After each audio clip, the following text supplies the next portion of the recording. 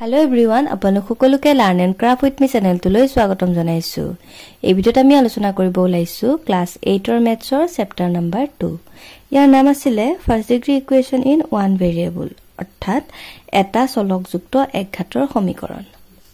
যোৱা ক্লাছত আমি এক্সাৰসাইজ 2.2 কোৱেশ্চন নম্বৰ 3 লৈকে ডিসকাস কৰিছিলো। তো এই ভিডিওত আমি স্টাৰ্ট কৰিম কোৱেশ্চন নম্বৰ 4 ৰ পৰা। গতিকে বলা পলম নকৰি ভিডিওটোলৈ আগবাঢ়ো।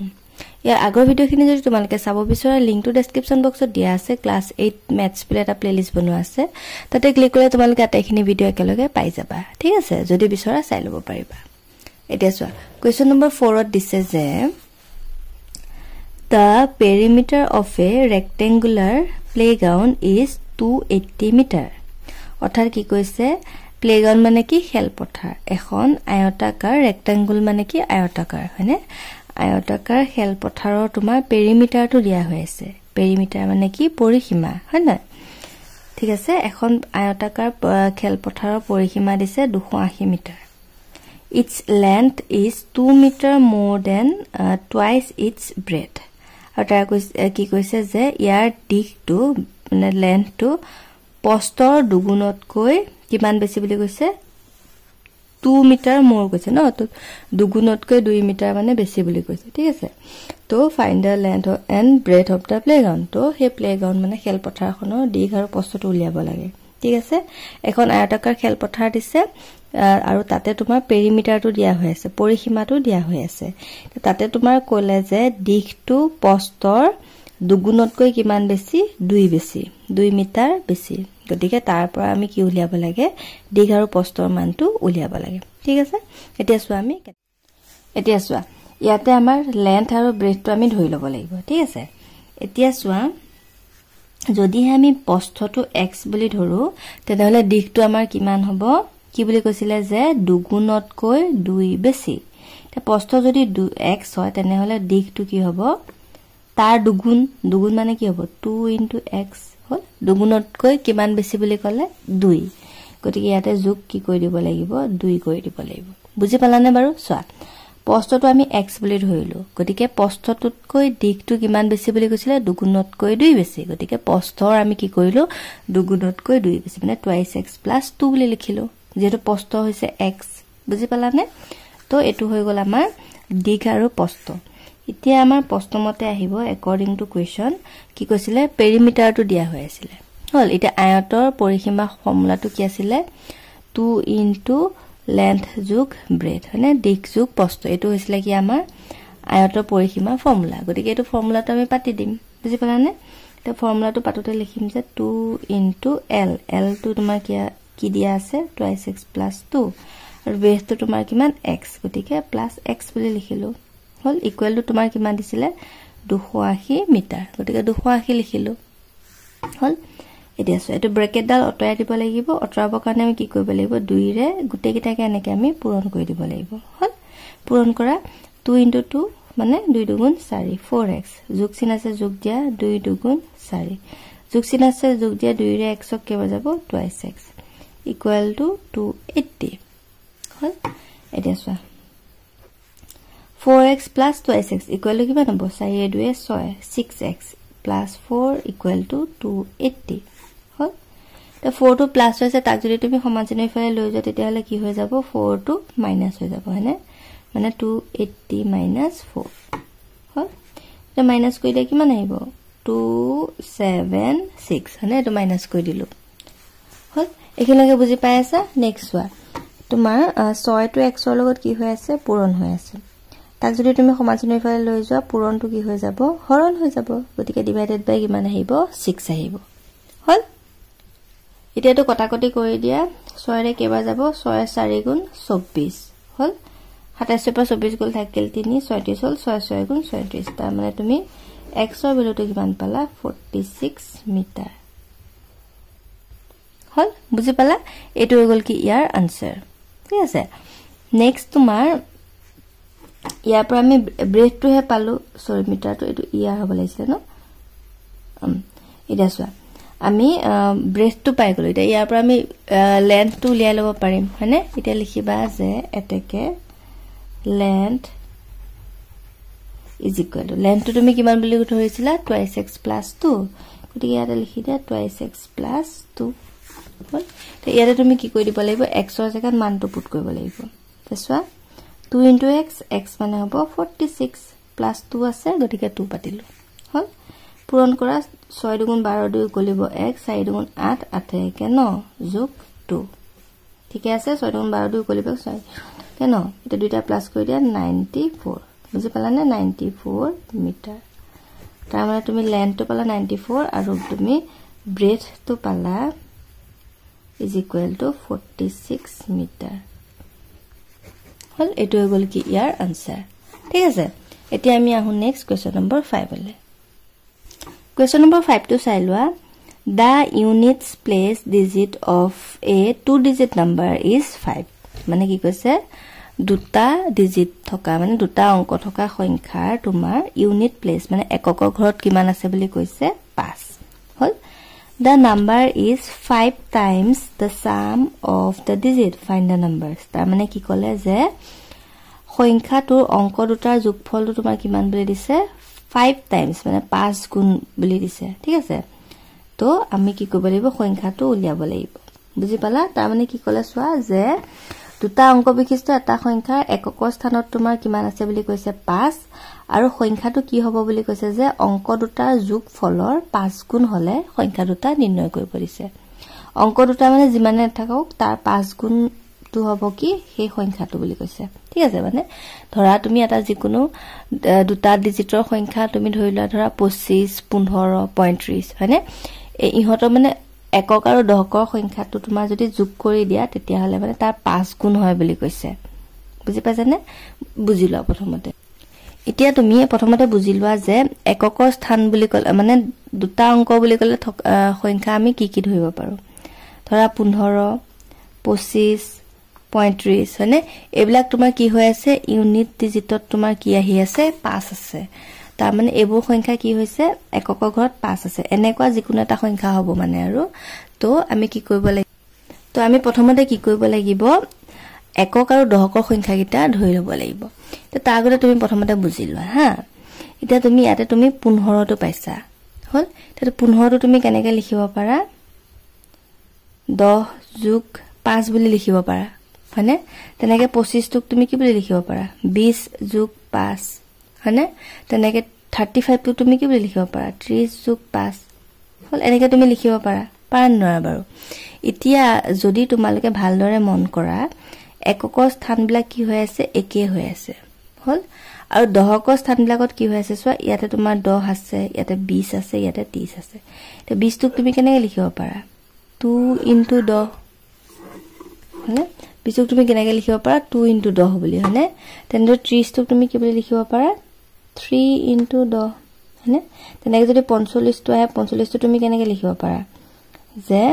40 যোগ 5 আৰু ইয়াতে তোমাৰ 40 ৰ জায়গা লিখিব পাৰা 10 into 4 plus 5 হল তাৰ মানে তুমি কি গম পালা যে এককৰ ঘৰত 5 টো তোমাৰ ঠিকে আছে হয় বাকি তোমাৰ এই দশকৰ ঘৰৰ সংখ্যা কিটাত মানে তোমাৰ কি হৈ আছে 10 পূৰণ হৈ থাকে বুজি পালানে তো আমি সংখ্যাটো কেনেকৈ ধৰিব পাৰো জানানে 10 into দশকৰ ঘৰৰ সংখ্যা আৰু এককৰ ঘৰৰ সংখ্যা এনেকৈ লিখিব পাৰো হয়নে তাৰ আগতে প্ৰথমতে আমি কি কৰি লম জানানে একক আৰু দশকৰ সংখ্যা কিটা আমি ধৰি লম হল ইয়াতে আমি ইংলিশতে লিখিব লাগিব ন তো ইয়াতে লিখিবা লেট ইউনিট ডিজিট নাম্বাৰ মানে এককৰ ঘৰৰ সংখ্যা number is equal to x সৰি এককৰ ঘৰৰ তোমাৰ দিয়া আছে কিমান 5 বুলি হল দশকৰটো ধৰিম আমি কি x বুলি এটা দশকৰ ঘৰটো লিখা ডিজিট নাম্বাৰ ইজ ইকুৱেল তে আমি দশকৰ ঘৰটো x বুলি ধৰিলো হল এটাকে আমাৰ সংখ্যাটো কি হ'ব এটাকে দা নাম্বাৰ এটো সংখ্যা আমাৰ উলিয়াব দিছে হয়নে নাম্বাৰটো আমি কেনেকৈ লিখিব পাৰো চোৱা এই বস্তুটো আমি দশকৰ ঘৰৰ সংখ্যাটো x বুলি ধৰিলো নে নাই এটো দশকৰ ঘৰৰ সংখ্যা হয় নহয় বাৰু বুজি পাইছানে তেনেকৈ ইয়াতে এটো দশকৰ ঘৰৰ সংখ্যা হয় না 3 into 10 4 into 10 মানে এই 4 টো হৈছে তোমাৰ দশকৰ ঘৰৰ সংখ্যা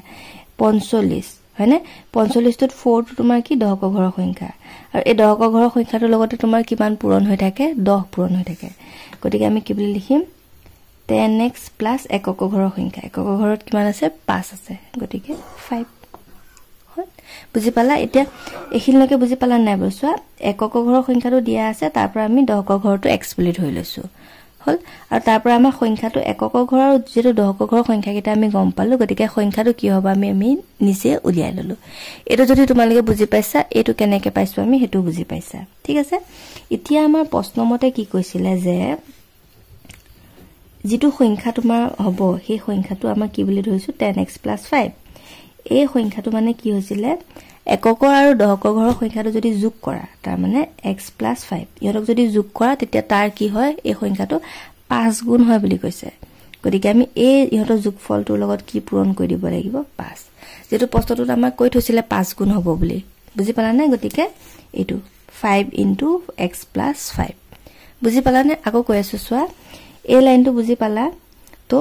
এই সংখ্যাটো কি হ'ব বুলি কৈছিলে যে একক আৰু দহক ঘৰৰ সংখ্যা দুটা যদি যোগ কৰি দিয়া তাৰ 5 গুণ হ'ব বুলি কৈছিলে সেই কাৰণে আমি কি কৰিলো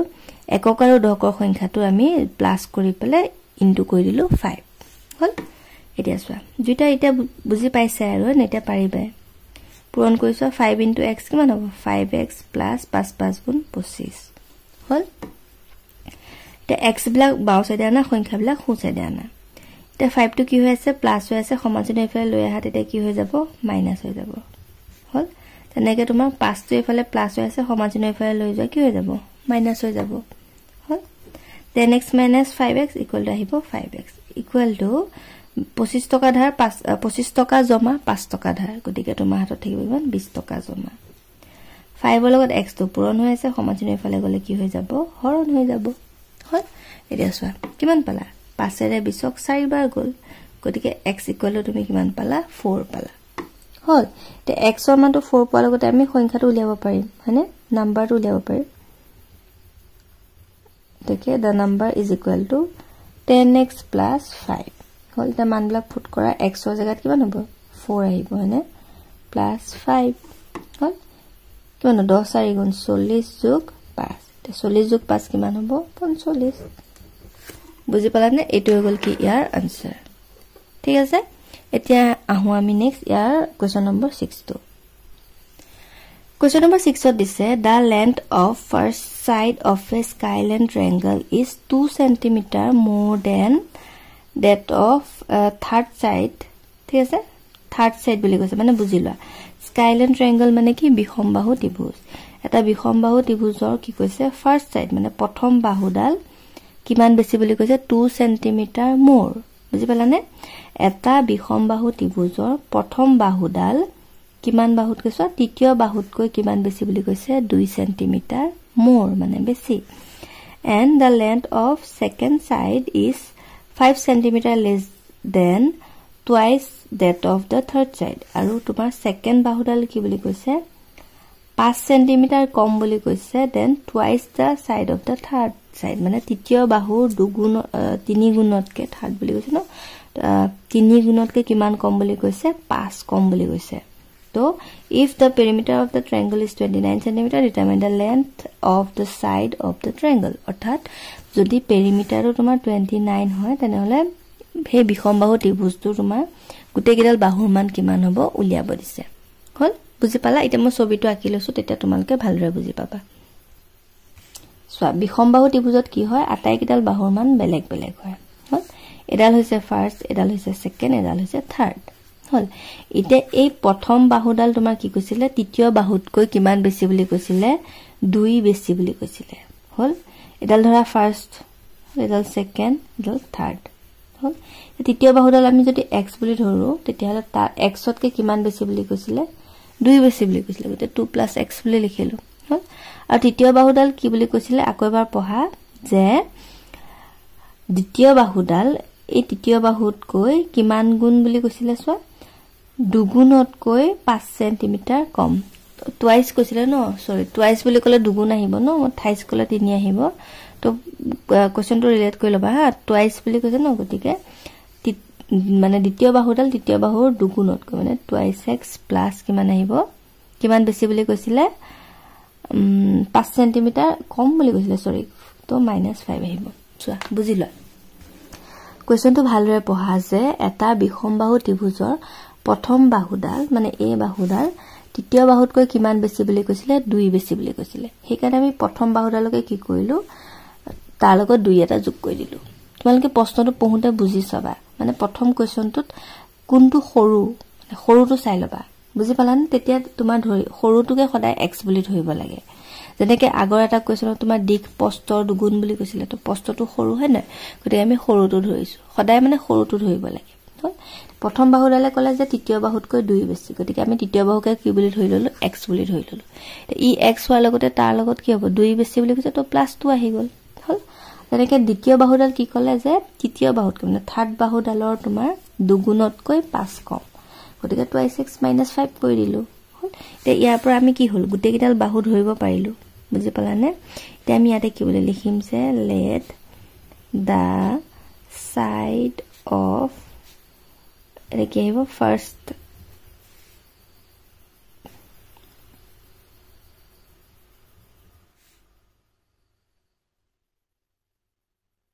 ভ্যালু বুলি লিখিব লাগিব ইয়াতে দা value of first side is equal to আৰু তেনেকৈ গুটে কিটা আহি যাব আৰু এতিয়া চাবা হা আমি ইয়াতে ছবিটোত গমে পাই আছো না কোনটো আমি ধৰিছিলো থাৰ্ডটো ধৰিছিলো আৰু ইয়াতে আহিছে দা value of third side is equal to x হল এটা প্ৰথমটো তৃতীয়তকে দুগুণ বেছি গতিকে x + 2 হল দ্বিতীয়টো কি কৈছিলে তৃতীয় বাহুটোৰ দুগুণতকৈ 5 কম গতিকে 2x - 5 দুগুণতকৈ 5 কম গতিকে 2x - 5 হল তে পৰিসীমা দিয়া হৈ আছে আৰু আমি পৰিসীমা জানোৱে কি হয় পৰিসীমান এই গুটে কিডাল বাহু যোগ কৰি দিব লাগে হয়নে হেতুকে আমি কি বুলি কওঁ পৰিসীমা বুলি কওঁ ত্ৰিভুজৰ হয়নে গতিকে according to question এটা গুটে বাহু কিডাল যোগ কৰা ফাৰ্স্ট বাহু হৈছে x + 2 সেকেন্ড বাহু হৈছে 2x - 5 আৰু থাৰ্ড বাহু হৈছে x ইকুৱেল তোমাৰ কিমান সেন্টিমিটাৰ বুলি দিছিলে প্ৰশ্নটোত 29 সেন্টিমিটাৰ গতিকে 29 cm বুলি লিখা হল এখানে বুজি পালা এতিয়া x কিটা একে কৰা এক ইয়াতে একো নাই মানে 1 2 আৰু ইফালে 1 মানে কিমান হ'ব 2 2 3 4 মানে 4x হল 5 টকা ধাৰ 2 টকা জমা গতিকে ধাৰ হ'ব 3 টকা ইকুৱেল টু 29 তে 3 টো তোমাৰ মাইনাস হৈ আছে সমানচিহ্ন ইফালে গলে কি হৈ যাব প্লাস হৈ যাব মানে 29 প্লাস 3 হল ইফালে তোমাৰ 4x ইকুৱেল টু দুইটা প্লাস কৰিলে কিমান আহিব 32 হল তে 4 টো প্লাস পূৰণ হৈছে সমানচিহ্ন ইফালে গলে কি হৈ যাব হৰণ হৈ যাব তাৰ মানে 32 ডিভাইডেড বাই 4 তে কিমান পালা সো 8 ৰে 32 কেবা যাব সৰি 4 ৰে 32 কেবা যাব 8 বাৰ হল তখন x ৰ ভ্যালু তুমি কিমান পালা 8 সেন্টিমিটাৰ হল এটা ইয়াৰ পৰা তুমি গুটে কিডাল বাহুৰ মান উলিয়াব পাৰিবা হয়নে তে ফাৰ্স্ট সাইড টু তোমাৰ কিমান আহিব কি বুলি ধৰিছিলা সোৱা প্ৰশ্নটোত x + 2 গতিকে কিমান আহিব x + 2 মানে হ'ব 8 + 2 ইকুৱেল টু আহিব 10 সেন্টিমিটাৰ হল সেকেন্ড বাহুটো তোমাৰ কিমান বুলি ধৰিছিলা 2x - 5 গতিকে এতিয়া 2 * x x মানে পাইছা 8 - 5 কিমান আহিব সো 8 দুগুণ 16 - 5 ইকুৱেল কিমান আহিব 11 সেন্টিমিটাৰ হল আৰু থাৰ্ড টো তুমি কিমান পাইছিলা আৰু x এ ধৰিছিলা হয়নে গতিকে কিমান আহিব 8 সেন্টিমিটাৰ তাৰ মানে কি পালা 8 সেন্টিমিটাৰ 10 সেন্টিমিটাৰ আৰু 11 সেন্টিমিটাৰ বুজি পালা এটোই গলিয়াৰ আনসাৰ আজিলৈ এই ভিডিওটো চাই বহুত বহুত ধন্যবাদ নেক্সট ক্লাছত আমি কোৱেশ্চন নম্বৰ 7 ৰ পৰা ডিসকাস কৰিম and thank you for watching and study well